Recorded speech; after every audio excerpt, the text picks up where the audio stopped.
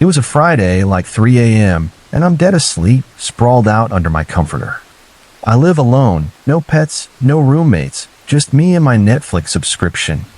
Out of nowhere, I hear this crash, like glass shattering, loud enough to jolt me upright. My heart's already pounding, because there's no reason for that sound in the middle of the night. I grab my phone off the nightstand, my hands all shaky, and just sit there listening.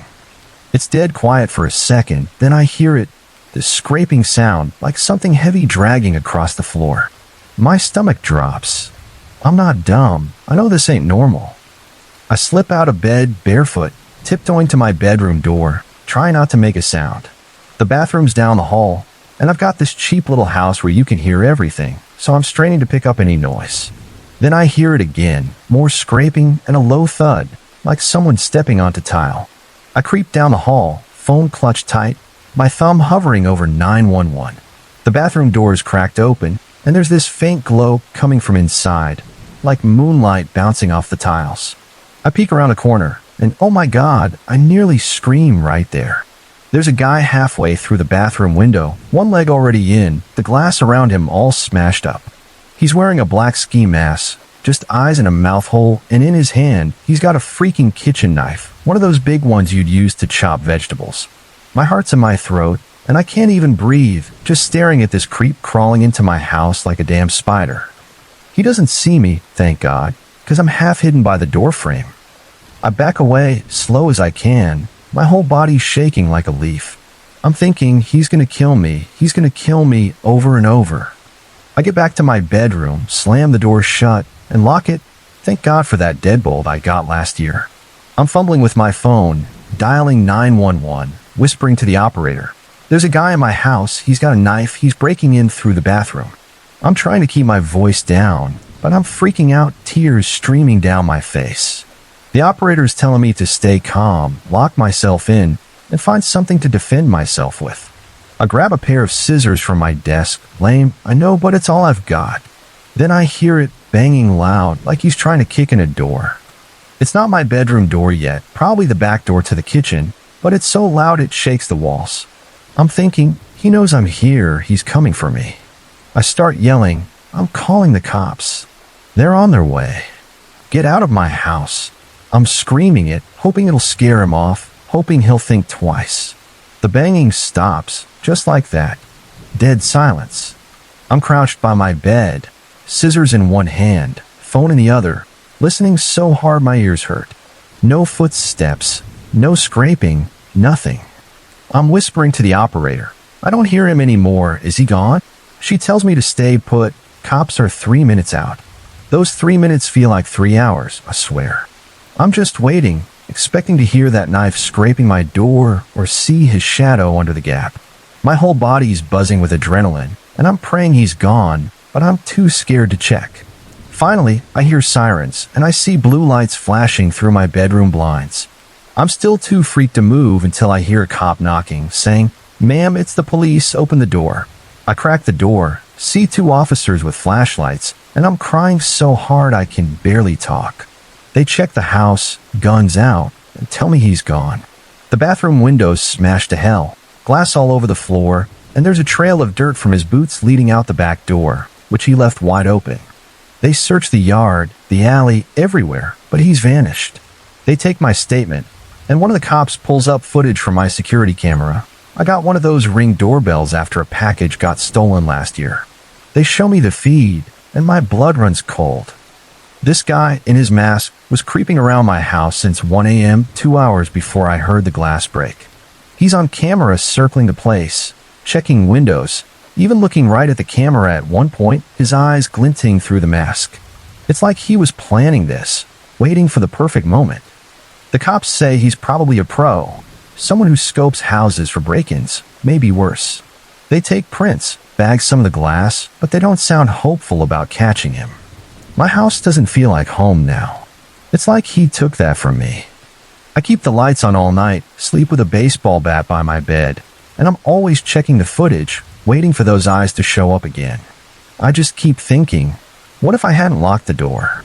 What if I hadn't screamed? That guy's still out there, and I'm terrified he knows where I live. About 10 years ago, when I was around 20, I was working at this little health food store in Virginia. I still work there, actually. It's a cozy spot with a tight-knit crew, and the owner's like a mom to me. The older ladies I worked with were my best friends, more like family than coworkers. Being the youngest, I got a ton of hours and often ended up closing the shop. After a few months, I was comfy enough to handle closing on my own. We had this regular customer who'd been coming in for years before I started. He was a local holistic doctor, supposedly brilliant, around 40, divorced and loaded. The guy spent a fortune at the store, sometimes hauling away a whole carload of groceries. Naturally, the owner loved his business. The first time I met him, he came up to me with his big, charming smile, stuck out his hand, and said, "Well, hello there, I'm Dr. Mayo." I don't think we've met. I'll admit he was pretty handsome, super nice, and kind of funny. My coworker Pam, though, was standing off to the side, giving me this look like, watch out for this guy. She's got this sixth sense and has always been super protective of me. She chimed in, "Oh yeah, this is Diana. She just started here." Dr. Mayo grinned and said, "Nice to meet you, Diana. I'm sure it's great to have some young blood around here." Okay, that is a bit rude and maybe a little creepy, but I brushed it off, thinking he was just trying to be friendly. He took his sweet time that day, chatting about his job, how successful he was, and dropping hints that he'd be coming in more often to see my pretty face. He made sure my coworkers didn't hear that part, though. Fast forward a few months, and this guy was showing up almost every night, especially when he knew I'd be closing alone. It started to get on my nerves. He'd linger as I was locking up, which annoyed the heck out of me, but I was too nice to say anything since we needed his business. Then came the inappropriate questions. How old are you? Where do you live? You must have a boyfriend, right? If you ever need help with your health or some guidance, I'm your guy. I've got a home office, you know. I always kept my answers vague and never told him where I lived. One Thanksgiving, he even asked if I was good at cooking and if I'd come over to make a turkey for him. I shut that down real quick with a firm no. At this point, I told my boyfriend Jackson, who's now my husband, that this guy was creeping me out. I mentioned Dr. Mayo would probably show up Friday night and asked if Jackson could come keep me company while I closed. Jackson's a big dude, 6'7", scruffy beard, total mountain man vibes. That night he showed up, and sure enough, a few minutes later, Dr. Mayo walked in. He looked stunned when he saw Jackson leaning on the counter. Dr. Mayo's whole demeanor shifted. He said, "Hey, buddy," in this condescending tone, his eyes like cold, dead holes fixed on me, like I betrayed him or something. He piled his stuff on the counter quickly, barely saying a word. As he checked out, he ignored Jackson, winked at me, and said, "See you soon," before heading to his car. Jackson was visibly pissed and kept an eye on him as he left. The next day, Dr. Mayo had the nerve to confront me. "Was that your boyfriend? He's a real bro, huh?" It was snarky and pompous. I just said, "Yeah, he's actually really wonderful." After that, Jackson started sticking around to close with me whenever he could. Dr. Mayo, though, got sneakier. He'd wait for me to go on break and try to follow me to the cafe, which started driving the other ladies at the store nuts. I began hiding to avoid him. Then, one day, I got a bad rib injury from a bike accident and had to stay home. I lived in this secluded old apartment above an art gallery, about a 15-minute walk from the store. That day, my best friend from Germany, Dietrich, was visiting. He brought me food and coffee, and we were just chilling, catching up, when there were 2 knocks at my door. A voice called out, "Is anybody home?" I recognized it immediately. It was Dr. Mayo. My heart sank. What the heck was he doing at my place? I opened the door, and there he was, holding a big suitcase. He said, "I heard you were injured, so I brought my acupuncture supplies to gift you a session." He tried to just walk in, but Dietrich was there, looking baffled. I quickly said, "No thanks, my friend's visiting, and he's taking care of me." Dr. Mayo's eyes filled with rage as he glared at Dietrich. "I came all the way here for you, and this is what I get? Oh, and you have 2 boyfriends. Disgusting." Dietrich stepped between us, told him to leave, and shut the door. Dr. Mayo banged on it, cussing and flipping out, but eventually he left. I told the ladies at work and Jackson about it. Jackson was furious and wanted to go after the guy, but things calmed down for a bit. Dr. Mayo disappeared for a while, but then his roommates started creeping me out, asking if I'd come over for dinner at their place because Dr. Mayo missed me. I was beyond pissed and told the guy to get lost. One day, Dr. Mayo showed up again, waiting outside the store during my break. Jackson was on his way to take me out to eat, but Dr. Mayo stopped me and said, "I'm taking you." I told him, "No, I'm eating with my boyfriend. Please, just leave me alone and stop." He got this angry, quiet rage, grabbed my wrist, and said through gritted teeth, "No, I'm taking you to Montana. Get in my car. Leave your boyfriend. I can take care of you for the rest of your life. I need a wife, and I know you love me. Don't lie to me." I was frozen, but then Pam burst out the door, screaming and pulling at his shoulders. Dr. Mayo grabbed my hair, nearly ripping it out, but Jackson ran over and tackled him, putting him in a headlock. Everyone was yelling, and I was in shock silent. The police were called, and Dr. Mayo was arrested and locked up. I didn't press charges since we were about to move anyway, and I knew I was safe at work with everyone looking out for me. Years later, I found out Dr. Mayo was way older than he'd claimed, which creeped me out even more. Not only was this guy trying to drag me off to who knows where, but he'd been lying about his age the whole time. It still gives me chills thinking about it. Back in 2010, my middle child was born with some serious health issues. He was only a couple of weeks old when he had to be hospitalized for weeks. It was rough IVs, breathing machines, round-the-clock supervision, and the doctors couldn't do much more than that. They told us it was a wait-and-see situation, so my husband and I were a wreck, just trying to spend as much time as possible with our son, hoping for the best. My husband was a store manager at a big supercenter back then and used up all his vacation time to stay at the hospital with us. When that ran out and our son was still in the hospital, slowly getting better, but still touch and go, he asked for more time off, and his boss was cool about it. They told him to just call when he was ready to come back, and they'd get him back on the schedule. When our son was finally well enough to come home, my husband called his job to return to work. But because he'd been out so long, they demoted him to a lower position with a slightly smaller paycheck. We got where they were coming from. They'd been generous with the time off, and our son's health wasn't their problem. He was an employee, and he was supposed to show up. It wasn't a huge pay cut, so we figured we'd manage. But then, just 2 weeks after he went back, he got injured on the job. His employer said he had to do physical therapy before he could return, so he was out of work again. After a few weeks of therapy, he was cleared to go back, but they started cutting his hours like crazy. With all the medical bills from our son's hospital stay and my husband being out of work, our savings were pretty much gone. We were struggling to keep up with expenses. Our son still needed a lot of care at home, so I couldn't go back to work either. My husband started looking for a new job with full-time hours to make ends meet. He found one pretty quick, but it paid way less than his old job. Still, it was better than the cut hours he was getting, so he took it and kept looking for something better. We were falling behind on bills and rent, trying to feed our 2 kids and take care of a new baby's needs. We explained our situation to our super kind landlord, who let us out of our lease.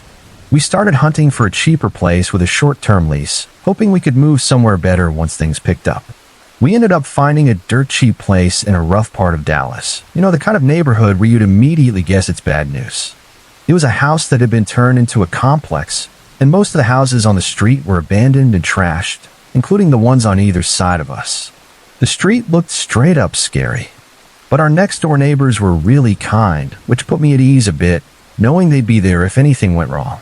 I was homeschooling our daughter, and our son was too little for school, so I wasn't worried about them being out in the neighborhood. I figured we'd just stay inside when my husband was at work and make do for a few months until we could get back on our feet. The place was a total dump, but we were desperate, and I tried to stay positive, thinking we'd make it work. A couple of weeks in, I started to relax a little. The area was run down for sure, and not many people lived on our street, but the few folks I met were really nice. Mostly older people and a few families, no shady characters, which surprised me. I started thinking maybe I judged the place too harshly just because it was known as a bad part of town. So instead of smoking my cigarettes in the backyard, I started sitting on the front porch. Big mistake. One day, I'm out there smoking, people watching, when I see a guy walking down a street I'd never seen before. That wasn't too unusual for a neighborhood like this, so I stayed alert but didn't think much of it. Then my dog, a small, elderly, super well-behaved wiener dog, starts losing her mind, barking like crazy when she sees him. This was not normal for her. She never barked at anyone. The guy stops dead in his tracks, stares right at me, and starts pounding his chest and throwing his arms up like, "Come at me, bro." I was freaked out and about to grab my dog and head inside when something came over her. She sprinted off the porch, straight at this nut job, barking her tiny head off. He saw she meant business and started walking away fast, but she kept chasing him. I was in shock, not sure what to do. I wanted to grab her, but no way was I getting close to this guy. This went on for a few seconds until he turned around, yelling at my dog, making stomping motions like he was going to crush her. I was terrified and ran out to the street, scooped her up, and bolted back inside. As I ran, I heard him yell that he was sorry. I locked the doors, tried to calm down, and made sure my kids didn't see how shaken I was. A few hours later, I wanted another cigarette but wasn't about to go back out front, so I planned to smoke on the back porch. Problem was, I'd left my cigarettes and lighter out front. I peeked out the window to make sure the creep was long gone, but our porch was big, and from the window, I couldn't see the bench between my door and the neighbors. When I stepped out, I froze. There he was, sitting on the bench, waiting. Before I could say anything, he said he wanted to apologize for earlier, claiming he didn't want to scare me by knocking on my door. Yeah, right, like sitting on my porch for hours wasn't going to give me a heart attack. He said he was just afraid of dogs and was trying to scare mine off. I was at a loss for words, just nodding, waiting for him to leave. He didn't. He just sat there, staring. After a minute, my daughter broke the silence, coming to the door and saying, "Mom, the pot of water's boiling over." That's when panic really set in. Now this guy knew I had kids, and I was obviously home alone. No car in the driveway, and my phone was out of service because we couldn't afford the bill. I felt sick to my stomach, imagining all the things that could go wrong. The neighbors weren't home, and I had no way to call for help. I told my daughter to go sit down and that I was coming, then told the guy I had to go. I rushed inside faster than I'd ever moved, locking the door behind me. I kept checking the blinds to see if he'd leave. After about 5 minutes, he finally walked away. But 10 minutes later, there was a knock at my window, not even the door. I peeked out, and it was him.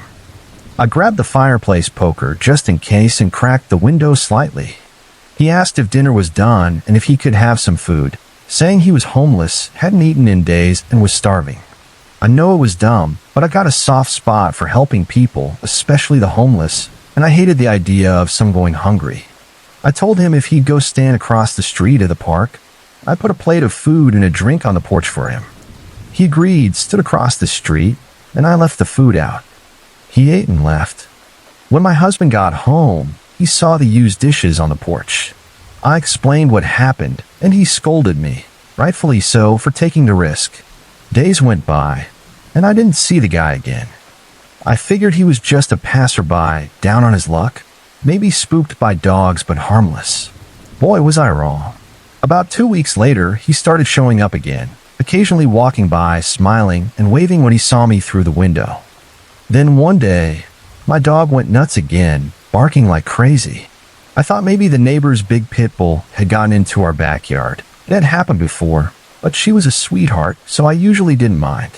I went to tell the neighbor, but when I stepped out, my neighbor's dog was gone, and there was that guy sitting on the bench again. He didn't even notice me at first, just sat there, slapping himself in the face, drooling, scratching his neck, rocking back and forth, and muttering gibberish. He didn't seem to hear my dog barking or notice anything around him. I was terrified. I didn't say a word, just quietly backed inside to figure out how to get him off my porch. Then I remembered he was scared of dogs. I thought maybe if he saw the neighbor's huge pit bull, he'd snap out of whatever trance he was in and leave. It was a dumb move, but I was worried about this guy being so close while my kids were home and my husband and neighbors were gone. I grabbed my dog's leash, went to the backyard, and put it on the neighbor's pit bull. I told my daughter to take our dog, go to the back bedroom, lock the door, and watch TV while her brother napped. She did.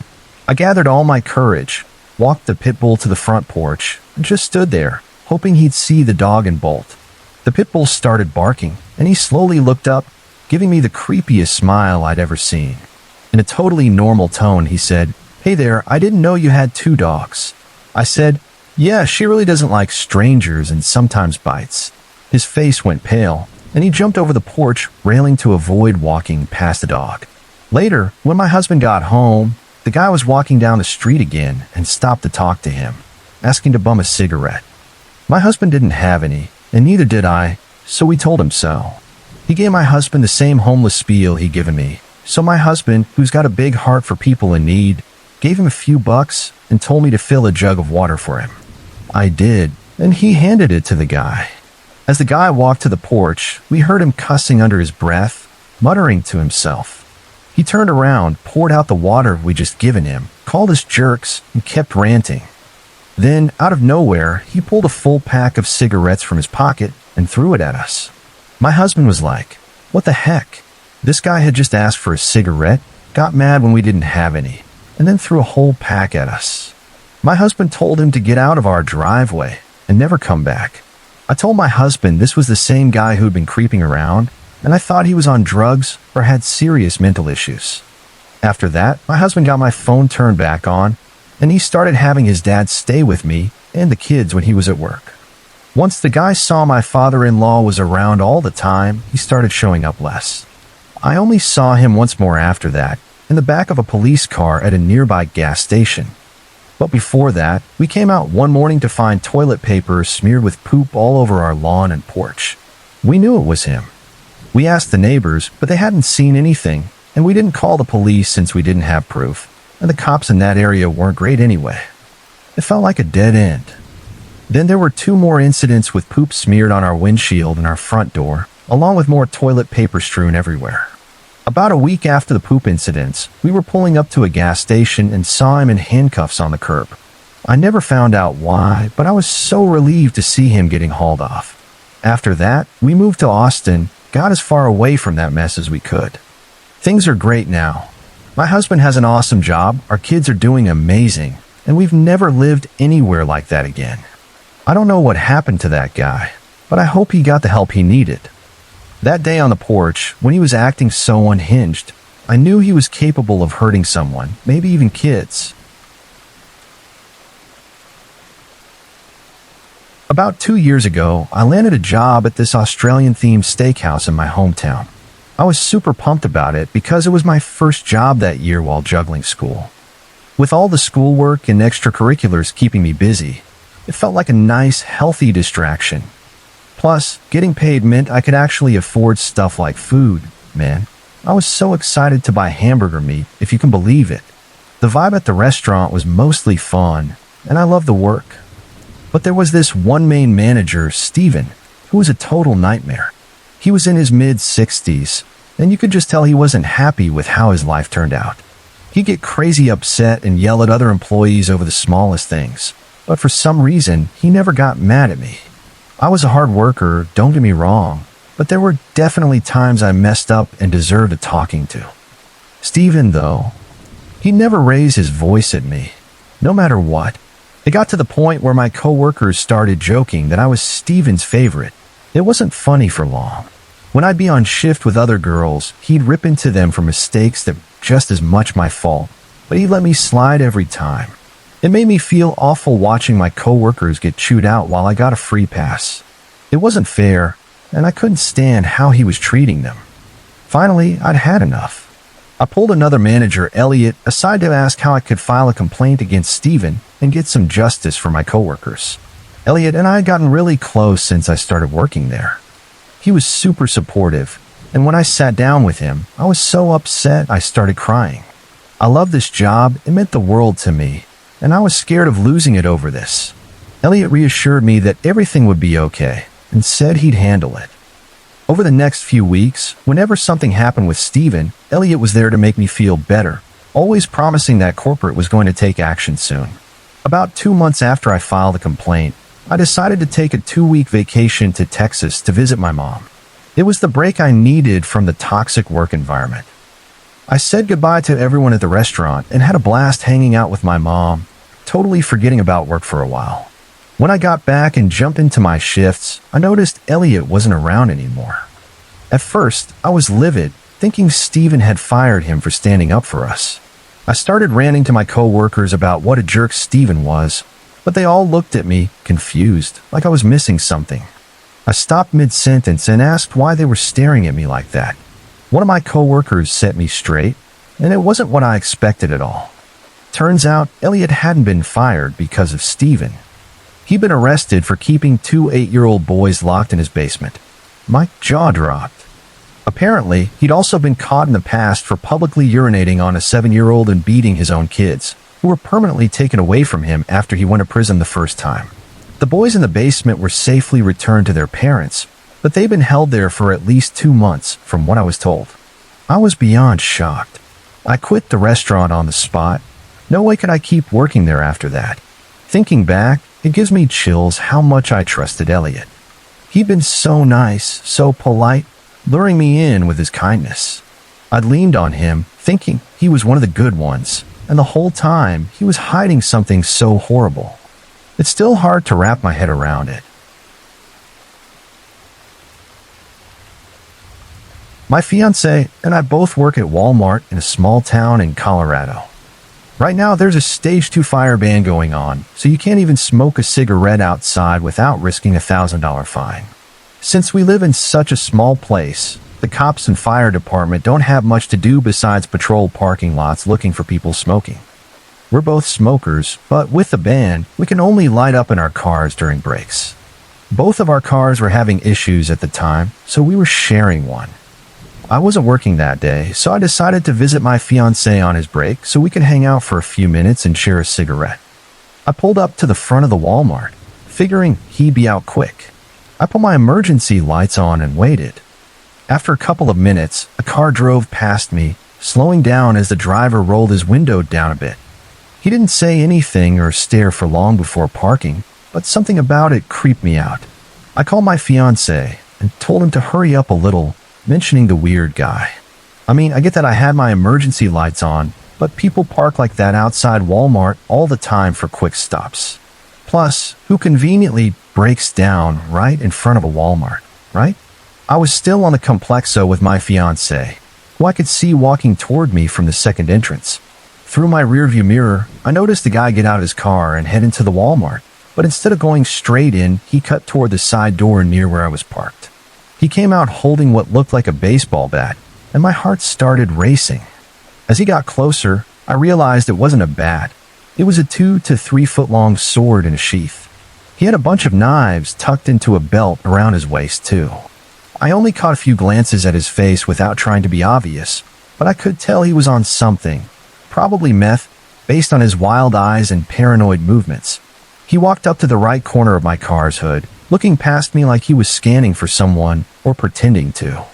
I was freaking out, ready to lay on the horn or do something to distract him. My fiancé was almost at the passenger door when the guy turned toward him. I braced myself, but the guy, Meth Man, as I started calling him, didn't do anything. He just walked past my fiancé like nothing happened and kept going. My fiancé got in the car safely, and I pulled away to park farther out in the lot. We talked about how scary it was, not knowing what the heck this guy was up to. To make things worse, the car had been giving me trouble on the way there, so we spent part of his break test driving it around the lot, which only made it clear the problem was urgent. Since my fiancé only had a 15-minute break, he called the police department to report the guy, asking them to check it out. We were both spooked, especially since Meth Man had seen both our faces. I was worried he might follow my fiancé back into the store with that sword, or worse, follow me home since he'd seen my car and license plate. After my fiancé went back to work, the cops tracked him down in an aisle. They got the description and immediately knew who the guy was. Turns out, they even knew where he lived, a trailer park across the street from Walmart. They'd been keeping an eye on him because of a prior incident with a security guard in our store. Apparently, the story went like this. The security guard had stopped him for some reason, And a few days later, the guy came back and said to the guard, "What are you still doing in my town?" The guard was like, "What do you mean? I live here." And the guy responded, "Not for long. Super creepy stuff. Our town's a small tourist spot, mostly full of rich older folks who retire here because it's a nice place, but it's pricey. You'll see people with rifles strapped to their jeeps, but a meth head with a sword? That's next level." The cops found him in the parking lot and warned him that if he showed up around Walmart again, especially with anything bigger than a 10-inch knife, he'd be arrested. I haven't seen him since, and I'm glad. Guns are scary, no doubt, but in our town, lots of people carry them openly, so it's not as shocking. A creepy, drugged-out guy with a 2-foot sword, though, that's a whole different kind of terrifying. When I was 16, about 14 years ago, I used to spend a lot of time on the computer at my parents' house chatting with friends. The main landline phone sat right next to me in that room. One night, I got a call from a weird number. The guy on the other end asked for me by name. I said, "Yeah, that's me." And he launched into this story about how he was at a bar in some town I'd never heard of looking for a good time. He said he'd seen my name and number written on a bathroom wall and just decided to give it a shot to see who'd pick up. I told him I was only 16, couldn't get into bars, and didn't know anyone from that area. He didn't miss a beat, saying, "You sound cute. I bet you're a nice girl, huh?" He claimed he was 18 and wasn't even supposed to be at the bar, but had friends who got him in. I thought maybe one of my friends was pranking me, so I kept talking, hoping to figure out who was behind it. The conversation went on for hours. He was charming, super interesting, and easy to talk to. I don't remember everything we talked about, but I mentioned I worked at a movie theater and didn't have a boyfriend. He asked if I'd like to meet up sometime, and I said sure, thinking it was harmless. He called a few more times after that night, and we'd chat. The conversations were flirty, sometimes even a little sexual, but I didn't think too much of it. I was naive and figured it was just fun. A week later, I was at work at the movie theater when a guy pulled up out front and walked in. He was definitely older than 18, and the second he looked at me, my blood ran cold. I got this sinking feeling in my gut that it was the guy I'd been talking to. I was stuck at the ticket counter, and he walked right up to me, calling me by my name. I froze, managed to mumble, "Hold on a second," and bolted to the other side of the theater. I found a group of coworkers and spilled everything, saying this guy was here to see me, and I thought he was probably a creep. I asked what I should do. He must have overheard me, because he took off out the back door and was gone. I felt weird and worried for the rest of the day, not sure what to do next. I told my mom bits and pieces of what was going on because I knew the situation was sketchy, but I left out that I'd been talking to him for a few nights and what we'd been talking about. I was scared of getting in trouble. That night, he called the house again, and my mom answered. He asked for me, and when she asked who he was, he snapped, "None of your business. Just let me talk to her." My mom lost it. She yelled, "My daughter is 16 years old. Do you know that? It's absolutely my business. How old are you?" He claimed he was 18 and said whatever was going on between me and him was our business. She tore into him for another 20 minutes, telling him she was calling the police. We did some digging on his phone number and found out he was actually 28, married, with 3 kids, and had been in the army. We also found several mugshots from arrests in the town he lived in. My mom was sick to her stomach over the whole thing and took me straight to the police station to file a report. I sat down with an officer and explained that the guy had shown up at my work, wasn't who he said he was, and that my mom was scared. The officer asked if I'd had any contact with him beyond the first call, and I admitted I'd been talking to him for a few nights and had told him where I worked. Both the officer and my mom started yelling at me for being so stupid and having poor judgment. I felt awful. The officer said to report it if anything else happened, but that they weren't going to pursue it otherwise. He called one more time after that, and I answered. I told him not to call again and that the conversation was over. Before I hung up, he said he just wanted to meet a nice girl, but I'd started all this drama. To this day, I still have no idea how he got my name and number or why he was targeting a 16-year-old, other than the fact that he was a total creep preying on young girls. When I saw those mugshots, I knew he was bad news. I live in a pretty nice neighborhood, far from sketchy, and most of the neighbors have been amazing, except for one guy. This dude who used to live next door was a total jerk and, as it turns out, a convicted sex offender. His most recent arrest reminded me of when we first met him.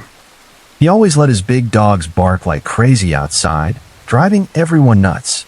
My mom, who's super aggressive and confrontational, unlike me since I tried to avoid conflict, went over to his place one day to give him a piece of her mind. I'm the opposite, but I'm fiercely protective of my family. I've got this knack for reading people's body language, and it's never failed me, so I trust my gut completely. When my mom went to confront him about the dogs, he didn't answer the door. A couple of nights later, I was home alone with my little brother while my mom was at work. Our security system pinged my phone, alerting me to a visitor. The camera showed a guy I didn't recognize, so I ignored it and nothing happened. The next night, though, he came back. This time, my mom answered the door. I sat just out of sight at the top of the stairs, listening from the living room couch. The guy was a complete jerk to her, saying stuff like, "If you work hard or at all, you wouldn't be home to hear the dogs bark. You just need to get a life and stop being lazy." That made my blood boil. My mom works her tail off as a single parent to me, a girl with cystic fibrosis, and my brother. She's a real estate agent managing about 80 houses at the time. How dare he call her lazy? I was so mad that I stepped to the top of the stairs to get a look at this guy. It was the same chubby dude I'd seen on the camera the night before. He didn't notice me, but then my 7-year-old brother came up from the basement to see what was going on. The moment the guy saw my brother, his tone changed completely. He got this creepy, overly nice sing-song voice that made my skin crawl. My mom got fed up, shut the door in his face, and he finally left. About a week later, the dog stopped barking entirely. Then, out of nowhere, this same guy who'd called my mom lazy showed up with a plate of fresh chocolate chip cookies for us. He apologized way too many times for what he'd said. I wasn't home when he brought them over, but my mom and brother said they tasted good and offered me some. I wasn't having it, though. I don't eat food from strangers, especially creepy ones who insult my mom. I ended up throwing the rest of the cookies out because I didn't trust this guy one bit. Over the next 2 months, he kept coming by, acting super friendly, inviting us to barbecues and fire pit hangouts in his backyard. He lived with a bunch of roommates, and my mom started hearing from them about his criminal record and major creep factor. I told her to steer clear of him, to never let my brother outside alone when he was around, and to absolutely avoid his little barbecues. She listened, thank goodness. Then suddenly, after I came back from a weekend at my dad's, the guy was just gone. No barking dogs, no more visits, nothing. His roommates wouldn't say a word about him, which was weird, especially since his beat-up car was still parked out front. Turns out, he'd been living off government handouts while he was harassing us.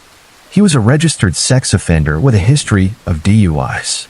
The guy had been arrested again for another DUI, this time in a friend's car. When the cops searched his phone, for reasons I don't know, they found a ton of child pornography on it. They also found more on his laptop back at his house. This dude was a total predator, and I'm pretty sure he was trying to get close to me, or more likely, my little brother. For reference, he was short, fat, with a neckbeard vibe, someone I could probably take in a fight since I'm trained in martial arts like Taekwondo, Krav Maga, and other military-style stuff. But still, the thought of him trying to lure us into something makes me sick. When we found out, my mom was so proud of me for trusting my instincts. She called me her guard dog daughter and took me out to a fancy sushi restaurant to celebrate. They even had my favorite soda, Mountain Dew, in the fridge next to a crock pot of chicken soup waiting for me when we got home. My mom thinks Mountain Dew is gross, but I love it. I'm just so glad everything turned out okay, and that this guy didn't get a chance to hurt us.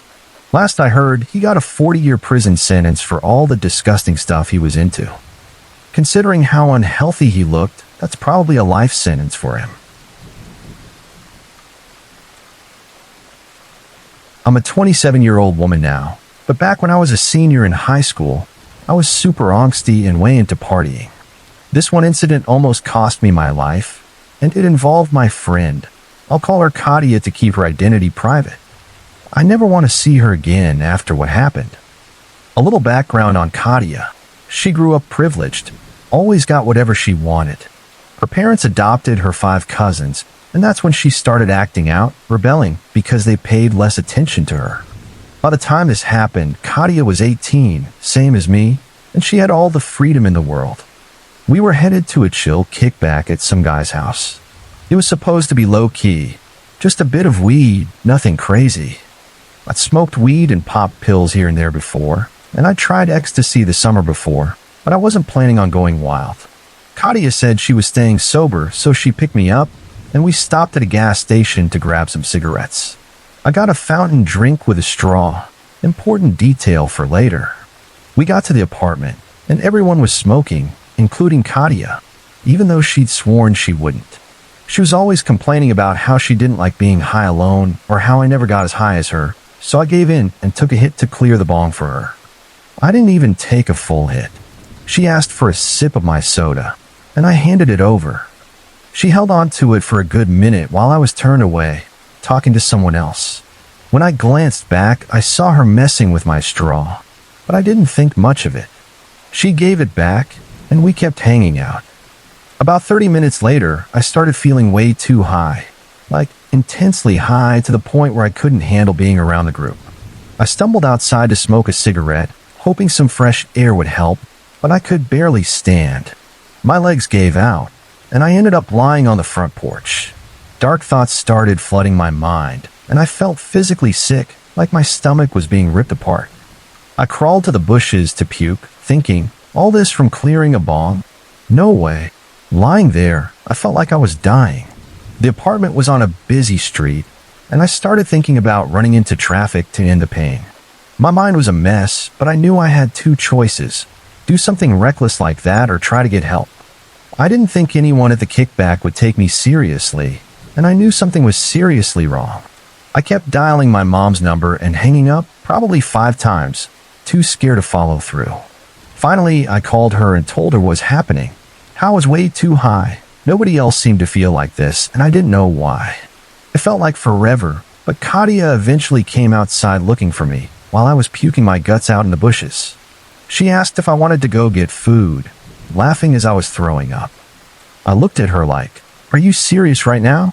What I didn't know was that my mom had called my older brother, who lived nearby, to come get me. He showed up mad as hell, carrying a machete of all things. He stormed into the apartment, threatening people because he didn't know who'd done what to me. He took one look at my eyes when he got me home and saw how dilated my pupils were. They rushed me to the ER, where I kept puking. My memory's fuzzy, but I remember asking my sister-in-law if I was going to die and telling her I was terrified. I was totally out of character, yelling and threatening the nurses, so they sedated me. They ran a tox screen and found MDMA, the drug in ecstasy, along with some other stuff in my system, probably whatever was used to make the ecstasy. It was scary enough, but what I found out a few days later shook me to my core. Apparently, Katia went to another house party the next night. Someone there said she'd been handing out free ecstasy to 4 people, and 3 of them had grand mal seizures and had to be taken to the ER by ambulance. I'm guessing whatever bad she had was bad, really bad. Thinking back to when she asked for my soda and was messing with a straw, I'm pretty sure that's when she slipped the pill into my drink. She probably crushed it first or something, so it dissolved. She didn't want anyone knowing she was the one who drugged me and sent me to the hospital. Katia is a pathological liar and has been in therapy for years for mental health issues. All of this happened just because she wanted me to be as high as her. That night could have ended so much worse. I could have run into traffic, or worse, not knowing what I was doing. It still messes with me to this day. I know it sounds cliche, but I struggle to trust people after this, among other things. I don't share drinks with friends anymore, no matter what, and I get nervous going out to bars or clubs, always worried something bad could happen. If my own friend could do this to me, what's stopping a stranger? So now I guard my drink like my life depends on it, no matter where I am. My partner and I decided to spend the 4th of July at this fancy mall in the downtown area of our city. It's got legit restaurants in the food court, a great movie theater, and it's easy to get home from. When we got there to eat, the place was packed. By the time we finished our meal and headed to the movie, though, people were starting to clear out to go watch fireworks. The theater was practically empty. Maybe 5 other people were in there with us. By the time the movie ended, just past 9:30 p.m., the whole mall felt deserted. Everyone was off at their fireworks spots, I guess. We got about 10 feet out of the theater when I suddenly had to use the bathroom. Since we'd already left the theater, they wouldn't let us back in, and every store was closed early for the holiday. My only option was the mall bathroom, not the end of the world, just annoying. As we got closer, my partner and I noticed a bunch of security guards running around, looking totally freaked out, like they had no clue what to do. It was a huge red flag, but I really had to go, so I figured if it was something serious, they'd tell us to leave, right? They wouldn't just let me waltz into a dangerous situation. We got closer and heard banging and screaming coming from the men's bathroom. The men's and women's bathrooms shared a wall, so I'd have to walk past the chaos to get to mine. My partner and I figured it was probably just some junkie freaking out, and the security guards at this ritzy mall weren't used to dealing with stuff like that. They saw us coming, me walking right past them, and didn't say a word, so I thought, if it was that bad, they'd stop me, right? I went into the women's bathroom, and of course, just my luck, every stall was out of toilet paper. I had to waste time checking each one, grabbing a hand towel, and heading back to a stall to do my business.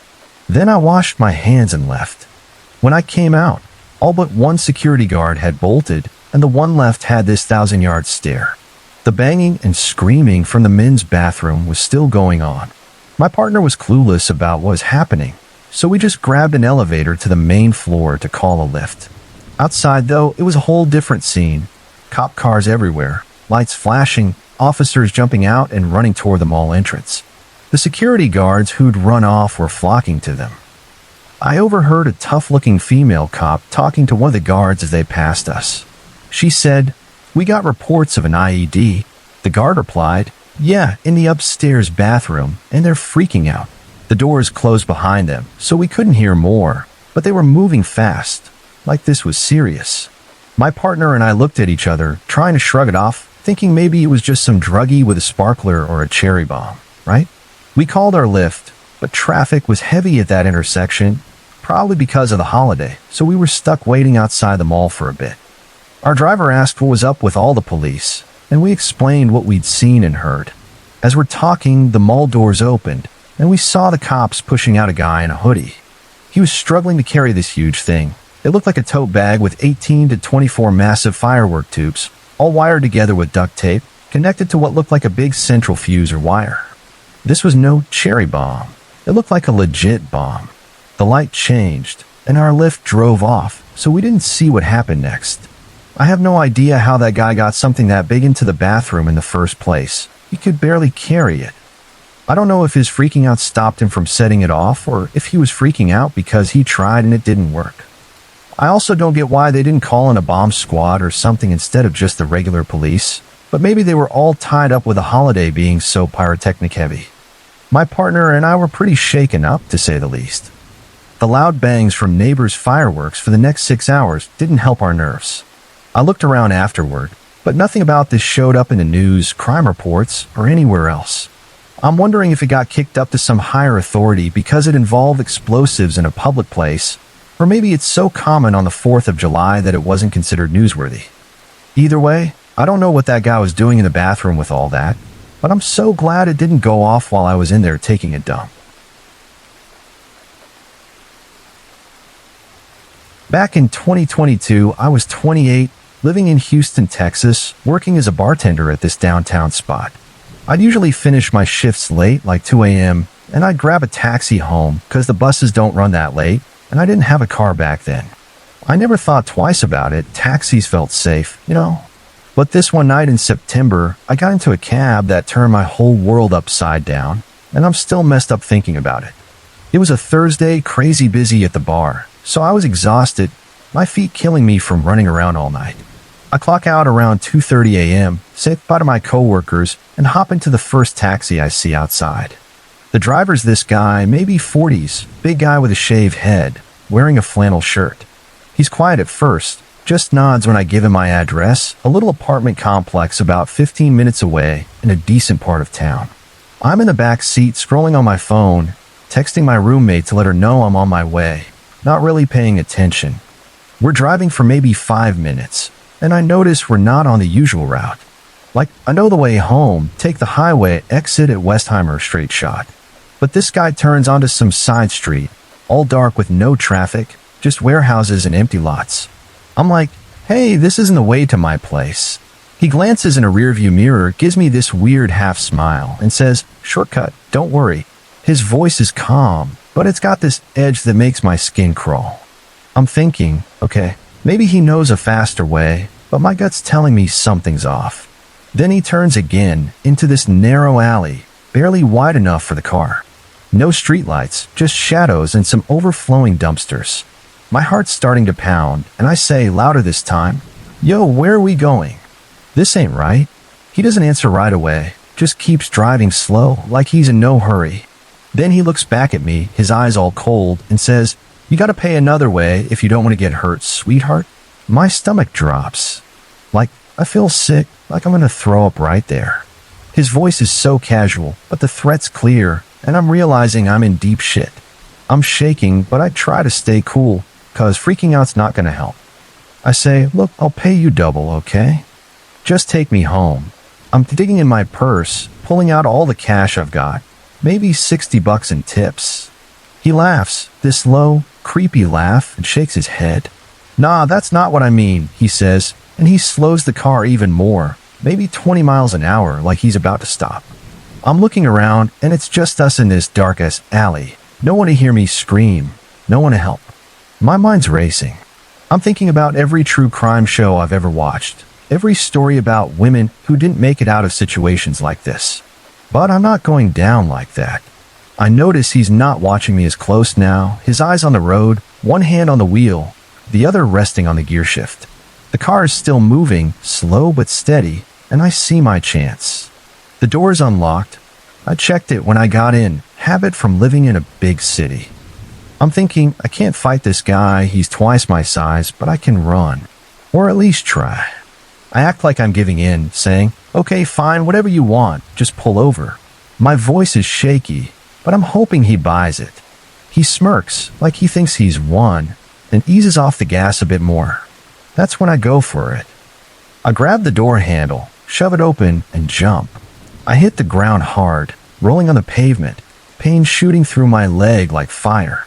I hear the car screech to a stop, and he's yelling something, but I'm already scrambling to my feet, limping into the shadows of the alley, hiding behind a dumpster.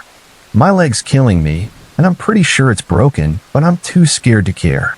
I hear his door slam, footsteps crunching, like he's looking for me.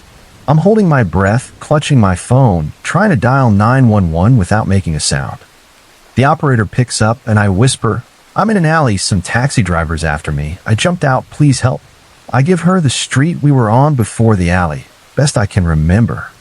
The guy's still out there. I hear him cursing, kicking trash cans, but he doesn't find me. After a minute, I hear the car start up and peel out, tires squealing. I stay hidden till I hear sirens, maybe 10 minutes later. Feels like forever. Cops find me, help me up, and I'm crying, my leg's swollen to hell. Can't put weight on it.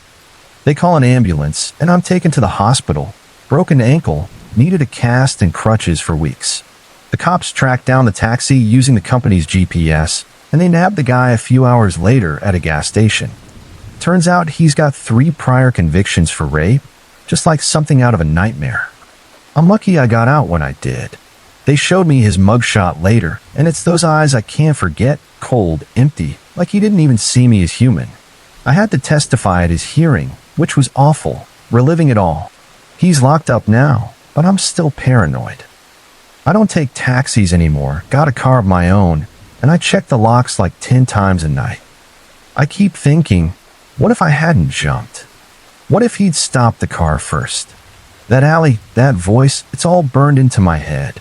I used to love this city, but now every dark street feels like a trap, and I'm always looking over my shoulder, waiting for those eyes to show up again.